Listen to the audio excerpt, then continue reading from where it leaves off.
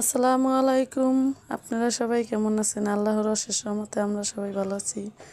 আজকে যাইতে আছি আমার বাবার বাড়ি, গাড়ির ভিতরে। এই যে পদ্মা সেতুর উপরে আছি, তো যতটুকু পারছি অতটুকুই ভিডিওটা শেয়ার করলাম আপনাদের সাথে।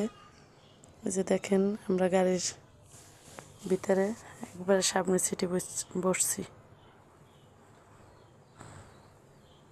এখন আমরা আমার কুট্টু বাবারে, আমার ভাইয়ের ছেলে, তারা আবার আমার ভাইয়ের বউ, ভাইয়ের ছেলে, এরা বসছে আমার পিছনের সিটে।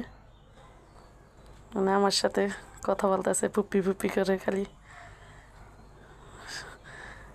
টাইম নিয়ে বোরখার মুখোশ মুখোশ খুললে ফেলায়। এটা আমার মায়, আমার ভাইয়ের মাইয়া, ছোট মেয়ে। সরি, ওই বড়, এই আমার পাগল।